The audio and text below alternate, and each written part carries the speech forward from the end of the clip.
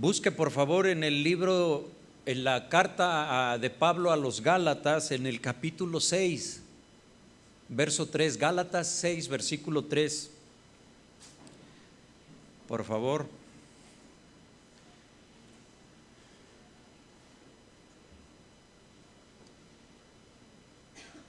Bueno, estamos con un estudio, una serie de predicaciones sobre el pecado. Es el tema que nos ha ocupado en estos últimos días de servicio. Somos bendecidos al estudiar la palabra de Dios a través de una serie. Nos permite profundizar un poco más sobre los diferentes temas tan importantes en las Escrituras. Y aún así, bueno, pues la Biblia es inagotable, no terminamos nunca de aprender, ¿verdad? Pero pues vamos avanzando en esta serie El pecado. El título de hoy es El pecado del orgullo. Gálatas capítulo 6, versículo número 3. ¿Lo tiene?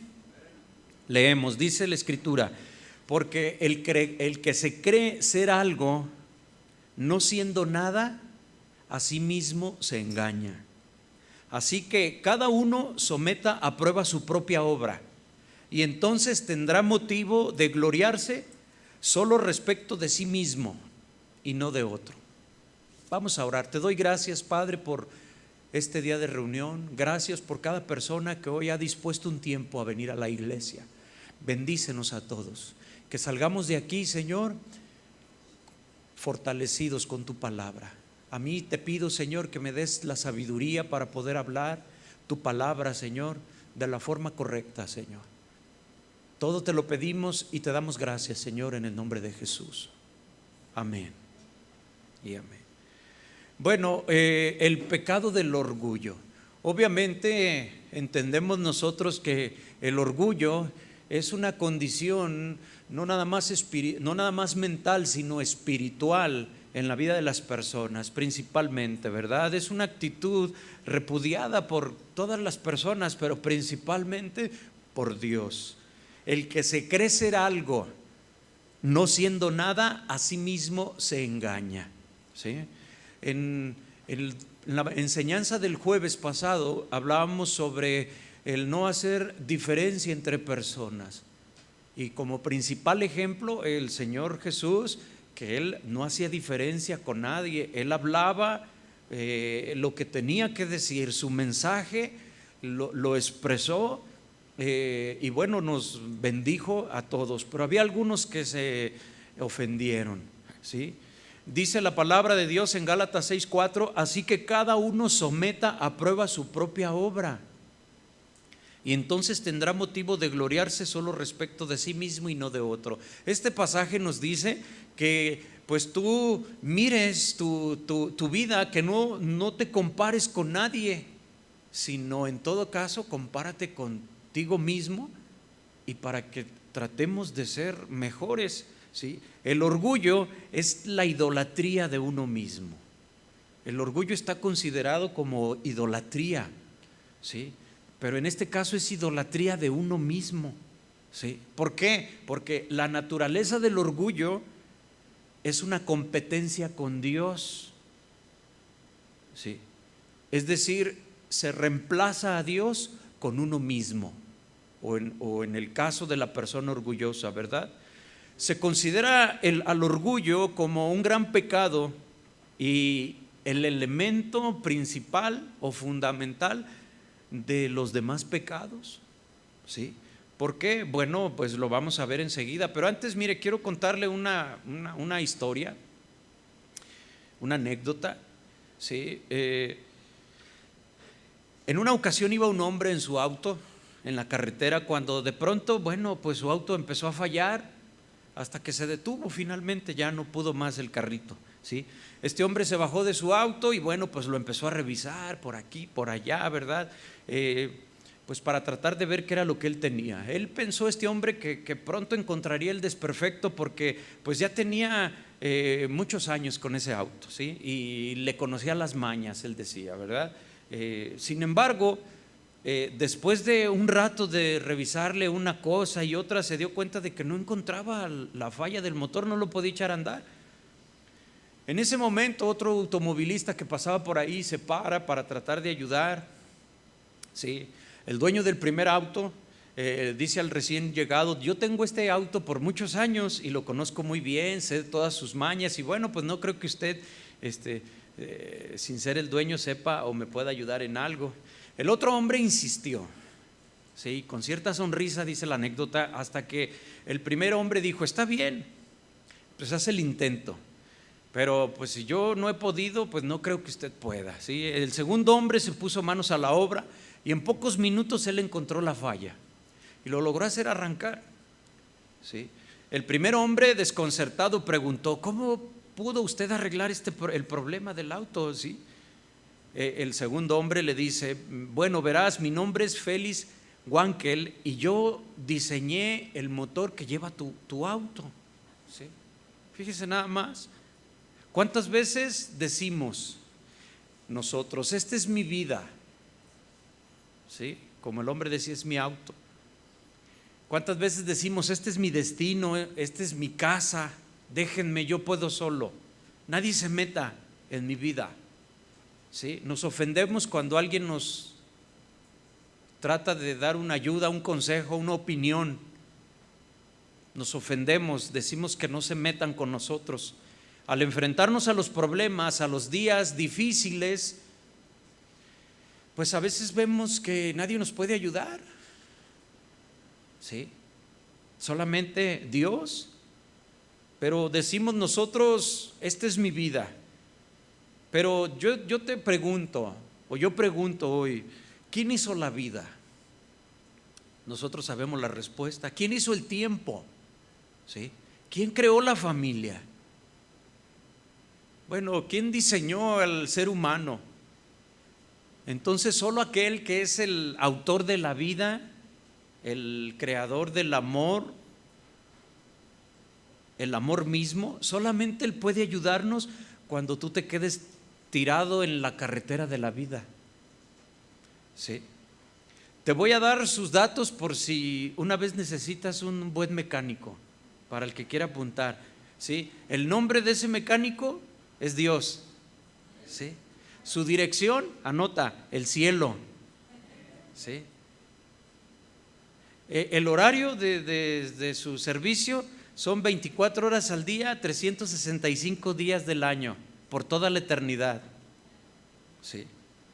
La garantía, porque si hay garantía, la garantía no es por un mes, no es por un año, la garantía es por todos los siglos de los siglos. El respaldo es eterno, ¿sí? Su teléfono, bueno, no tiene, pero basta que pienses en él con fe. Además de que ahí nunca va a sonar la línea ocupada. Es mejor que el 01800, ahí no ocupa saldo, ¿sí? Mire, vamos a ver otro pasaje, Salmo 10, verso 2, por favor. El Salmo 10, versículo 2, lo voy a leer. Casi a la mitad de la Biblia, dice: con altanería el malvado persigue rabiosamente al humilde, pero ha de quedar atrapado en las trampas que él mismo ha puesto. El malvado se jacta ¿de qué dice? De sus propios deseos. El ambicioso maldice y desprecia al Señor. Levanta insolente la nariz y dice: no hay Dios, no hay quien me pida cuentas. Esto es lo que piensa. Siempre tiene éxito en lo que hace. Para él tus juicios están lejos, muy lejos de su vista. Se burla de sus enemigos. 6. Y piensa que nadie lo hará caer, que jamás tendrá problemas. Su boca está llena de maldiciones, de mentiras y de ofensas. Sus palabras ocultan opresión y maldad. Se pone al acecho por las aldeas y a escondidas mata al inocente. No pierde de vista al indefenso. Como si fuera un león en su cueva, espía al pobre desde su escondite, esperando el momento de caer sobre de él. Y cuando lo atrapa, lo arrastra en su red. Se agacha, se encoge y caen en sus garras los indefensos. El malvado cree que Dios se olvida, que se tapa la cara y que nunca ve nada. Fíjese, la condición del orgullo es una condición muy triste en la vida de las personas. Buscando las definiciones de orgullo, mire lo que encontré. Es el exceso de estimación propia y de los propios méritos, por el cual se cree uno superior a los demás. Es una definición. Otra, ¿verdad? Cree ser más de lo que en verdad es. Excesiva estima, dice otro, de uno mismo. Otra definición, atribuirse cualidades que no se poseen, ¿sí? Es entonces una de las actitudes que nosotros pues más repudiamos de las personas, el orgullo, ¿sí? El orgullo es como la ropa interior, ¿sí? ¿Cómo es eso? Es lo primero que nos ponemos y lo último que sacamos, ¿sí? El orgullo protege, fíjate, lo que Dios quiere destruir, fortalece lo que Dios quiere debilitar, le da vida a lo que Dios quiere hacer morir. El orgullo da fuerza para pecar. Quien se atribuye grandeza a sí mismo es culpable del orgullo. El orgullo es la esencia del pecado, pues asume para el hombre la gloria que solo a Dios le corresponde. También el diccionario define orgullo así: es un sentimiento de satisfacción por un comportamiento bueno o por una obra bien hecha, ¿sí? Algunos dicen, bueno, yo me siento orgulloso de ser cristiano, y en ese caso, bueno, creemos que se justifica entonces esas actitudes de orgullo. Y quizás nos podemos exponer a como aquel hombre que entró al templo, ¿verdad? Aquel religioso fariseo, ¿se acuerda? Que entró al templo muy orgulloso, no de ser cristiano, sino de ser hijo de Dios. Y levantaba las manos, ¿verdad? Y que decía, te doy gracias, Señor, porque yo no soy como estos pecadores, ¿sí? Yo sí diezmo, yo sí hago cosas. Entonces tenía un orgullo, ¿sí? Esta definición me pareció interesante porque dice que, le repito, es un sentimiento de satisfacción por un comportamiento bueno o por una obra bien hecha. Decimos, yo me siento orgulloso de mis hijos. Yo entiendo que a veces, ¿verdad?, puede haber ahí algunos vicios del lenguaje, algunas formas que nosotros queremos decir. Nos sentimos orgullosos de ser mexicanos, ¿sí? Nos sentimos orgullosos de la esposa que tenemos, etcétera, etcétera, ¿verdad? ¿Hay algún problema con ser orgulloso entonces? Después de todo, necesitamos tener una alta estima de nosotros mismos, ¿sí? Decimos o pensamos así. Necesitamos tener seguridad. Es mejor la alta estima que la baja. Dios nos ama así. Entonces, ¿cuál es el problema de tener un poco de orgullo? Bueno, dice la palabra de Dios que un poquito de levadura leuda toda la masa. Usted sabe ese ejemplo, lo hemos comentado muchísimas veces, ¿verdad? En aquellos tiempos una bolita de masa agria o echada a perder se introducía en la masa nueva recién elaborada, se batía y se dejaba reposar. Es cuestión de tiempo para que la pequeña bolita de masa agria empezara a diseminar, a transportar las bacterias, ¿verdad?, a toda la demás masa, y entonces se leudara todo un poco. Era cuestión de tiempo esperar, ¿verdad? Entonces, bueno, pues eso es algo que debemos de tener a consideración. El origen del orgullo, mire, vamos a leer Isaías 14, versículo número 12, por favor. Isaías capítulo 14. El orgullo se origina en Satanás. Vamos a leerlo. Isaías 14, verso 12, dice: ¿cómo caíste del cielo? Oh lucero, hijo de la mañana, cortado fuiste por tierra. Fíjate, dice, tú que debilitabas a las naciones, tú que decía en su corazón, mira, subiré al cielo, en lo alto, junto a las estrellas de Dios, levantaré mi trono, y en el monte del testimonio me sentaré, a los lados del norte, sobre las alturas de las nubes, subiré y seré semejante al Altísimo. Mas tú derribado eres hasta el Seol, a los lados del abismo. ¿Sí? El origen del orgullo está en Satanás. Él fue el que cometió este pecado, querer ser como Dios.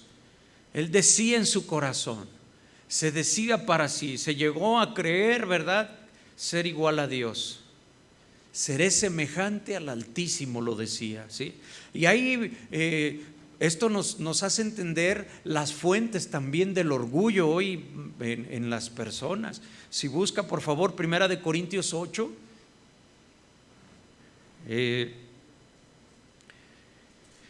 Muchas personas tienen la fuente del orgullo que tienen es por el conocimiento de la ciencia del mundo, ¿sí? Dice, en cuanto a lo sacrificado a los ídolos, sabemos que todos tenemos conocimiento, pero aquí viene la parte importante que le quiero decir. El conocimiento envanece, pero el amor edifica, construye, ¿sí? Por eso la Biblia nos hace una separación entre lo que es el conocimiento y la sabiduría. El conocimiento nada más de las cosas terrenales, pues es bueno, pero cuando nosotros tenemos el conocimiento de la palabra de Dios y lo ponemos por obra, sí, pues entonces crecemos, somos edificados, sí. El conocimiento envanece, sí. Si alguien cree conocer algo, todavía no conocemos las cosas como debemos conocerlas. Hay personas también que la fuente de su orgullo es un apellido ilustre, ¿sí? ¿Cuántos tienen un apellido ilustre? Hay algunos, ¿verdad? Dicen, no, pues yo soy dicen el apellido y dicen, yo soy de los buenos, de los de afuera, no de los de abolengo. De los de abuelengo. Filipenses capítulo 3 verso 4. Mira, vamos a ver lo que decía Pablo en este tema, ¿sí? Filipenses capítulo 3 versículo número 4. Qué interesante. Mira, lo voy a leer. Decía Pablo, aunque yo tengo también de qué confiar en la carne.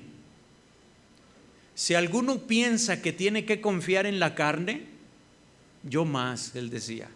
Uno puede decir, ay, qué orgulloso, ¿sí? El 5, circuncidado al 8º día, del linaje de Israel, de la tribu de Benjamín, hebreo de hebreos, en cuanto a la ley, fariseo. No, pues había por qué creerse mucho en él, ¿no? Dice la palabra de Dios, el que se cree mucho, no siendo nada, solo se engaña, ¿no? Y entonces comete pecado. Pero él, en cuanto a sus costumbres, él sí tenía de qué gloriarse, ¿sí? En cuanto a la ley, fariseo. En cuanto a la religión, podía él haberlo dicho, ¿verdad? Quizás alguno de aquí se pueda sentir, no, yo antes, ¿verdad? En mi vida antes de Cristo, yo en cuanto a la religión, monaguillo. Es a lo que más llegó, a monaguillo, ¿sí? Bueno, dice el verso 6, en cuanto a celo, perseguidor de la iglesia, ¿sí? En cuanto a justicia, que es en la ley, irreprensible. ¿Quién puede decir eso? Pues él, ¿verdad? Pero cuantas cosas eran para mi ganancia, todo lo dicho antes, las he estimado como pérdida por amor de Cristo. Decía, yo soy fariseo. Él era tan fanático que persiguió a la iglesia. En cuanto al cumplimiento de la ley, de la Biblia en el Antiguo Testamento, nadie tenía que reprocharle nada. Pero todo eso dice, lo tengo sin algo de valor, o sea, basura, es algo que se tira, ¿sí? Por amor a Cristo, que es el más alto honor al Señor. Entonces, si nosotros, ¿verdad? Vemos que ningún reconocimiento que usted pueda lograr debe de ser el combustible para su ego, para su orgullo. Otras personas por la posición que tienen importante, ¿verdad? Pero en la iglesia, ¿sí?, en el mundo cristiano no importa la posición. Dice la palabra de Dios que el que quiere ser grande en mi reino debe de servir a los demás, debe de hacerse el servidor. Es contrario a lo que vemos allá afuera, ¿sí?, a la filosofía del ser humano, a estas filosofías, ¿sí? Dios viene a hablar de un servicio. Por ejemplo, en 1 de Timoteo capítulo 3 verso 6 dice que hablando de los requisitos para el servicio al Señor, en este caso para el pastorado, para el obispo, ¿verdad? Dice, no debe ser un neófito, o sea, no un recién convertido. ¿Por qué? Dice, no sea que se llene de orgullo, no sea que se envanezca. Y envanecer es orgullo, y caiga bajo la misma condenación en que cayó el diablo. Yo leí la traducción al lenguaje actual. ¿Cuál fue esta condenación del diablo? Pues el orgullo, quiso ser igual a Dios. Entonces los hijos de Dios debemos de, o los que servimos, o los que predicamos la palabra de Dios, no un recién convertido, porque está en ese proceso de que Dios está tratando con él. Sin embargo, ¿cuántas veces los púlpitos son motivo para que las personas se sientan orgullosas? Y entonces, bueno, pues se contradice con los hechos lo que la palabra de Dios enseña. Hay personas que el poder y las riquezas les ocasionan orgullo.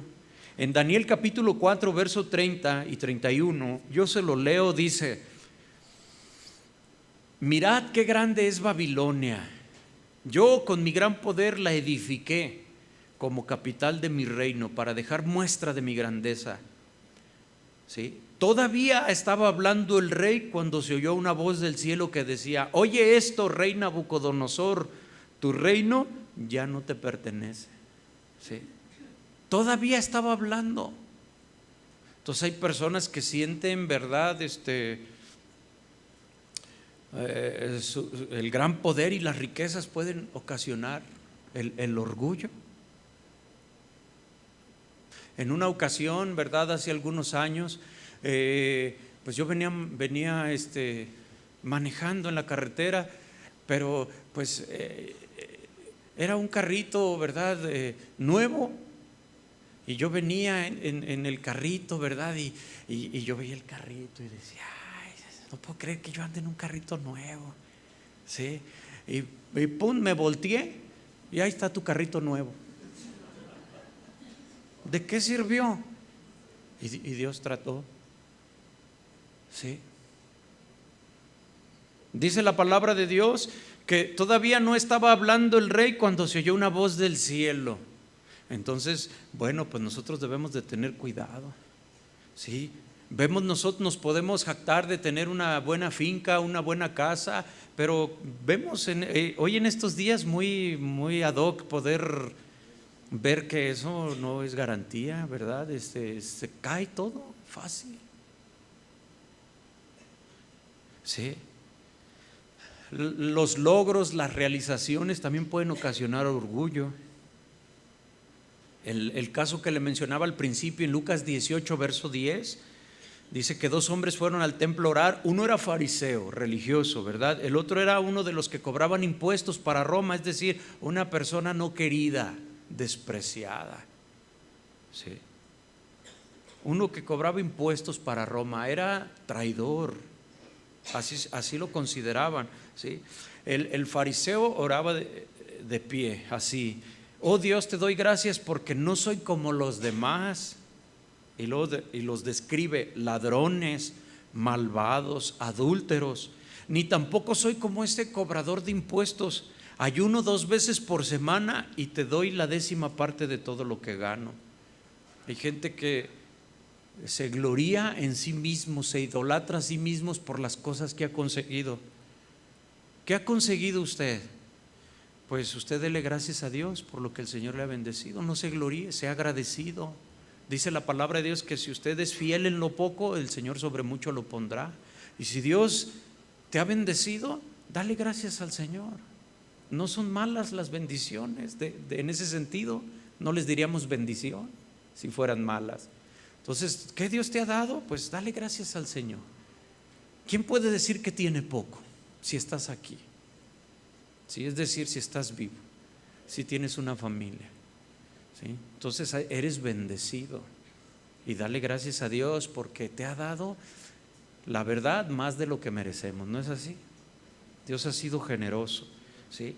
Pero hablando un poquito más del tema, ¿cuál es la característica de un orgulloso? Pues ya lo vemos, ¿sí? Se alaba a sí mismo en una forma indirecta pero permanente. El orgulloso, el soberbio se encarga de dejar por asentado a los demás lo inteligente, lo perfecto, lo capaz, lo importante que es la persona. Solapadamente exalta su propia persona, ¿sí? Si no logra que los demás crean todo lo que dice de sí mismo, pues entonces en lo espiritual intentará buscar ese elogio, esa alabanza. El Proverbio 27 verso 2, se lo leo, dice: alábete el extraño y no tu propia boca, ¿sí? Si hay algo bueno en nosotros, pues lo dicen otras personas, no nosotros mismos, ¿sí? El orgulloso pues quiere sobresalir. Quizás su principal característica, ¿sí?, del orgullo es el destacar. No soporta el orgulloso pasar desapercibido. Odia el anonimato. De una forma u otra se hace ver o se quiere hacer escuchar. Necesita, ¿sí?, es necesario destacarse en una persona orgullosa, ¿sí? Entonces nosotros, a medida que escuchamos la enseñanza, pues demos lugar a Dios a que Él trate con nuestros corazones. El orgulloso permanentemente quiere llamar la atención, quiere hacer ostentación de algo, ¿sí? Entonces, en ese sentido, el orgulloso es un individuo pues muy dependiente de las personas a su alrededor. Curiosa y paradójicamente los necesita su audiencia, ¿sí? Quiere a toda costa que los demás se enteren de que está ahí, de su presencia. Entonces es esclavo del orgullo, ¿sí? La autosuficiencia, el orgullo, da la impresión de que sabe todas las cosas. Una persona así, que nadie puede enseñarle algo. Una persona pues con una condición así, pues es muy común escucharlos cuando las personas dicen: no, cuando tú ya vas, yo ya estoy de regreso. Sí. O sea, ¿tú qué me puedes enseñar a mí? Quieren dejar una imagen de que conocen los secretos de la vida, que han descubierto el hilo negro de cada cosa, de cada situación, ¿verdad? Dice el Proverbio 26, versículo número 12: ¿conoces a alguien sabio en su propia opinión? Dice: hay más esperanza del necio que de él. Imagínate cómo lo describe la palabra de Dios, ¿verdad?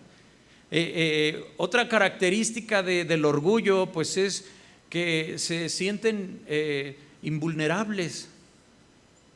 Se quiere dar la imagen de que es una persona imbatible, o sea, nada lo abate, invencible pues, aunque esté muriendo por dentro. Trata de no mostrarse nunca débil. Ojo con esto, ¿sí? Impotente o necesitado ante los demás, minimiza cualquier aflicción o dolor que esté soportando. Entonces pierde la oportunidad de ser ayudado. Por su orgullo no clama al Señor. A quien le rodea, el soberbio les quiere dar la impresión de que nunca necesita de nada ni de nadie. Nunca pide consejos, jamás pierde una discusión, como buen jalisquillo. Nunca pide perdón, ¿sí? Para él sería una terrible humillación, y entonces eso es una muestra de debilidad. Nosotros fomentamos a veces mucho eso con nuestros hijos, la competencia, que ellos deben de ser los mejores en todo, ¿sí? Y para eso las redes sociales son muy buenas, para publicar los logros, ¿sí? Debemos de tener sabiduría. Hoy el cristiano debe de cuidar su testimonio en las redes sociales, ¿sí? Cuide usted su testimonio, no nada más el de la calle. Pues la gente está más al pendiente del Facebook que de otras cosas. Entonces no presuma a veces el pecado. Cuide su testimonio. Hay personas que se equivocan, se deslizan, hacen algo equivocado y todavía lo publican.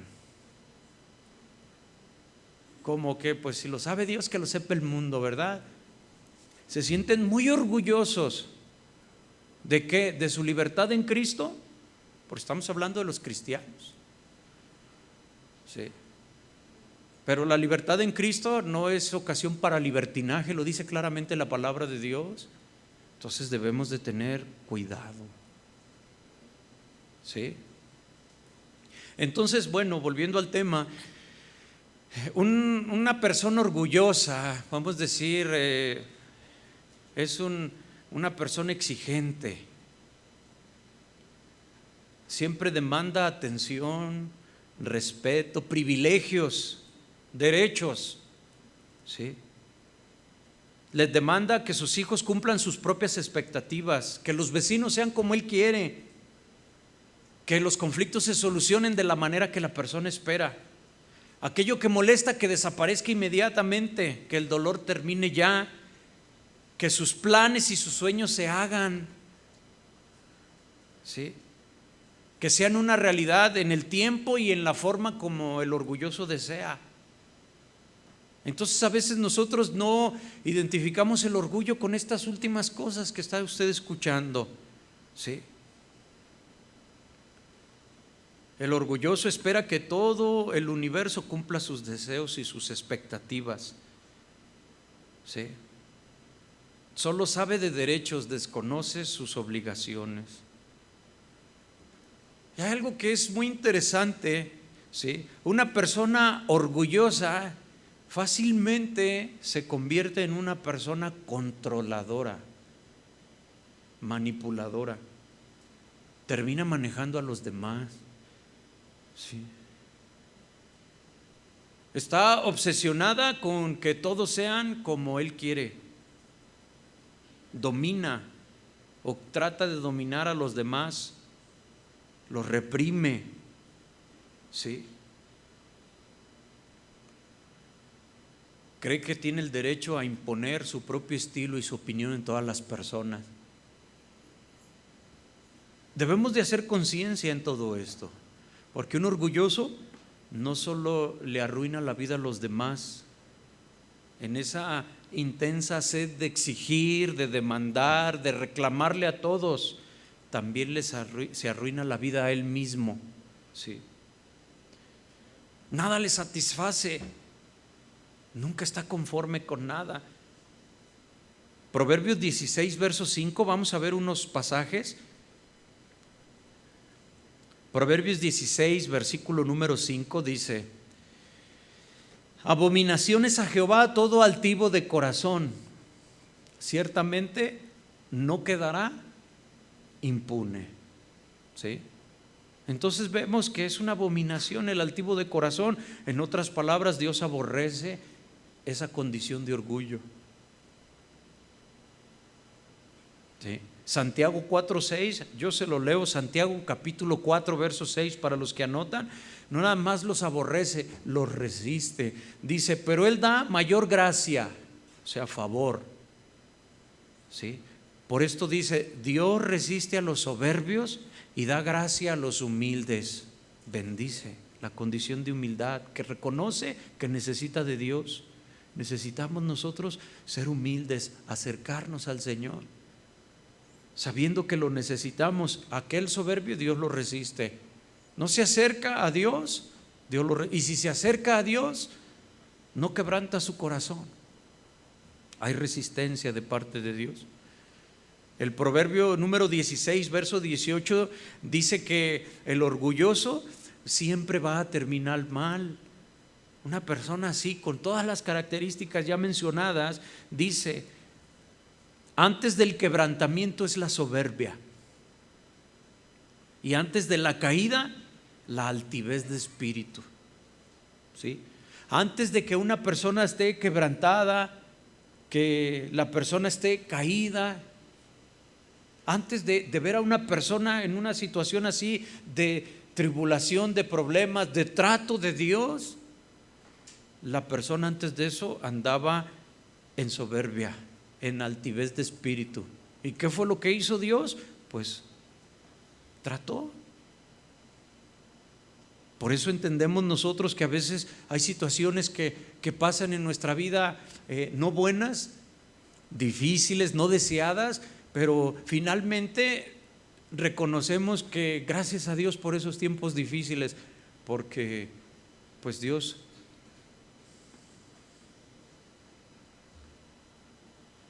obró en nuestras vidas. Sí. Debemos nosotros de aprender de Jesús. Dice Mateo 11:29: llevad mi yugo sobre vosotros y aprended de mí, que soy manso y humilde de corazón, y hallaréis descanso para vuestras almas. ¿Quieres descansar en tu mente, en tu corazón? ¿Quieres descansar en tu interior? Aprendamos de Jesús. Consideremos por un momento que sí podemos tener actitudes de orgullo, si no todas las que mencionamos y las que faltarían seguramente de mencionar, sí algunas cosas en las cuales nosotros necesitamos cambiar. Hace poco me decía un hermano, me hablaba de, estábamos orando por unas personas que necesitaban, pues estaban pasando por tiempos muy difíciles, muy difíciles, ¿verdad? Un matrimonio de personas ya grandes, pero no pues no así para considerarlos a lo mejor ancianos. Pero el varón de este matrimonio, ellos pues no son cristianos. Estábamos orando por ese matrimonio que no es cristiano. El señor pues tenía muchos años enfermo, y el señor pues ya no podía caminar, caminaba dando pasitos muy cortitos por sus enfermedades que él tenía. Pero luego de repente había momentos como que podía y daba pasitos un poco mejor. Entonces su esposa, este hermano me contaba así, se le llenaron los ojos de agua, como me decía, es que, dice, su esposa dice: ay, déjenlo, dice, lo va uno a visitar, déjenlo, no le hagan caso. Y dice: no, lo trata bien mal. Dice: ya no puede él valerse por sí mismo para limpiarse su cuerpo, para su aseo personal, todas esas cosas. Y dice: no, a ella no le importa que hay gente ahí, lo trata bien mal. Y después me dice: pastor, ¿se acuerda que le platicaba de ese matrimonio? Y dice: pues fíjese que a la esposa le dio una embolia. Dice: entonces quedó paralizada de la mitad de su cuerpo. Dice: tiene que andar en silla de ruedas. Dice: y todavía, dice, le hicieron un estudio en donde tiene un tumor canceroso en su cerebro. Dice: y ella ya no se puede mover. Dice: y su esposo, como puede, la trae para todas partes. Y me decía, dice: necesitan ellos ayuda, hay que ayudarlos. Y estábamos platicando sobre de eso, ¿verdad? Y luego esta persona me dice: Dios no se queda con nada, ¿verdad? Mire cómo la castigó. Entonces yo traté de explicarle a él para no quedarnos con esa sensación de un desquite, ¿verdad? Ándele para que. No, no es así. A lo que voy con estos comentarios es que nosotros podamos entender que nosotros no estamos exentos. Dios siempre está tratando con nosotros. Entonces no debe haber esas actitudes que Dios quiere acabar en nosotros. No seamos, ¿verdad?, orgullosos. Dice 2 de Crónicas capítulo 7 verso 14, se lo voy a leer. 7:14 de 2 de Crónicas: si se humillare mi pueblo, sobre el cual mi nombre es invocado, y oraren y buscaren mi rostro, y se convirtieren de sus malos caminos, entonces yo oiré desde los cielos y perdonaré sus pecados y sanaré su tierra. Ahora estarán abiertos mis ojos y atentos mis oídos a la oración en este lugar. Matar el orgullo o acabar el orgullo es un trabajo muy duro, muy difícil. Toma toda la vida, porque siempre estamos en un continuo trato con el Señor. Porque es un pecado difícil de reconocer. Si yo lanzo la pregunta para que cada uno la valore en su corazón: ¿es usted orgulloso? Sin pensarlo mucho, ¿usted qué contesta? Sí, no, quién sabe, tal vez, puede ser, a lo mejor. Sí. Entonces nos cuesta trabajo. Entonces es una condición que al no reconocerla, ¿cómo la atacamos? ¿Sí? Entonces en nuestras oraciones debemos de decir: Señor, líbrame del orgullo, ayúdame a ser humilde, ayúdame a entender tu voluntad. Esas son las oraciones que Dios contesta. Dice la palabra de Dios que si pedimos conforme a su voluntad, Él nos oye. Pero hay otras personas que en su oración son orgullosos. Muestran su orgullo cuando dicen: yo declaro que esto se va a hacer, yo declaro que aquello. ¿Sí? Pues entonces, sí, pues ¿para qué quieres ya Dios? Sí. Declaro que esto va a ser, y Dios abre las puertas. Ya hasta órdenes le das a Dios, cuando en la palabra de Dios nunca vas a encontrar eso. Hay un solo pasaje que la gente malinterpreta y se agarran, y no les sirve todo el resto de la Biblia, solamente ese pasaje, que ni siquiera está hablando de eso. Es que si yo me pongo de acuerdo con otro, lo que dos digamos, eso se va a hacer. Y a veces dice la palabra que hemos de pedir como conviene, no lo sabemos. Debemos ser dirigidos por el Espíritu Santo. Señor, te pedimos, te rogamos. Sí. Es que yo no acepto eso que me está pasando, esta enfermedad yo no la acepto, esta situación no la acepto. Bueno, pues más te vale ir aceptando lo que Dios permite. Hay muchas cosas que no entendemos. Si son cosas que no tienen que ver con Dios, son propias de la estancia en este mundo, o pueden ser cosas que Dios permite, o pueden ser consecuencias de tus malas decisiones, o aún hasta de las buenas. Entonces nosotros debemos, ¿verdad?, de dejar que Dios trate con nosotros, que Dios nos bendiga, que Él nos muestre. ¿Se acuerda cuando el apóstol Pablo oraba por, él lo describe, un aguijón que tenía en la carne?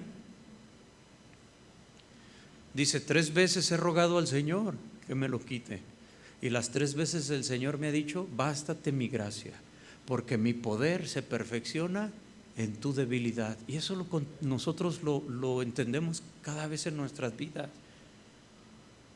A veces necesitamos una sacudidita de la tierra para voltear a ver a Dios, porque si no, ni nos acordamos. ¿Sí? ¿Te acuerdas de aquellos momentos en que la vida va viento en popa? Pero la gente no se acuerda de Dios. ¿Sí? Vive, dice la palabra, como en los tiempos de Noé, cada quien metido en sus propios asuntos, viviendo sus propias vidas, casándose, dándose en casamiento, comiendo, bebiendo. O sea, no que esas cosas en sí sean malas, sino habla de que cada quien metido en lo suyo, es decir, no consideraban a Dios en sus vidas. Y Dios trató, dice, así va a ser la venida del Señor, como en aquellos días, como en los días de Noé, no con diluvio, sino que cuando la gente anda metida en sus propias situaciones. Un joven me decía el miércoles en Tuxpan, me decía: pastor, todo esto que está pasando es porque ya son los finales de los tiempos. Sí, pues que me decía, es que Donald, y yo le dije, el pato, dice, no, Trump. Digo, dice, él dijo que si Corea del Norte, me decía él, no se pone en paz, que la va a borrar del mapa. Dice, escuché yo esa noticia, va a desaparecer, dijo Trump, a esa nación. Dice, entonces dice, yo veo que la Biblia dice rumores de guerra. ¿Sí? Dice, pues hay tantas enfermedades, los terremotos por todas partes, los ciclones, tantas cosas. Le digo, sí, todas esas son cosas que vienen en la palabra de Dios, pero dice el Señor, pero todavía no es el fin. Desde los tiempos de los apóstoles están esperando la venida, y la estamos esperando. Ni siquiera a los ángeles les es revelada. Nadie sabe. Sabemos que eso sucederá, no sabemos cuándo eso pueda ser, pero pues es un tiempo para que la gente busque de Dios. ¿Sí? Matar el orgullo es un trabajo muy duro. ¿Sí? Hay personas que con las situaciones que pasan se acercan a Dios, pero hay otros que endurecen más su corazón. No recibimos ayuda por parte de nuestra cultura, analícelo. Nuestra cultura fomenta el orgullo, la autodependencia, a valernos por nosotros mismos. El tema del orgullo es de poco interés para toda la industria de autoayuda, para la psicología moderna. Hoy probablemente se piense que la baja autoestima es un problema más serio que el orgullo. Y entonces se despista ahí las personas. Pero Dios hoy nos hace un llamado a que nosotros podamos reconocer. La predicación de hoy tiene como propósito que nosotros contemplemos esa gran posibilidad de que nosotros estemos infectados con el orgullo y que nuestras oraciones lo planteemos delante de Dios. Señor, muéstrame si yo soy una persona orgullosa. Si no estoy viendo cosas que otros sí ven, muéstrame, Señor. Trata conmigo, veme diciendo. Y el Señor es bueno. Es mejor que tú pongas esas cosas delante de Dios, y Dios en su amor te empiece a mostrar. Que te lo muestre, ¿sí? Deteniéndote. Que te lo muestre de otra forma. Es el propósito de la enseñanza de hoy. Entonces voy a pedirle que se ponga de pie, por favor.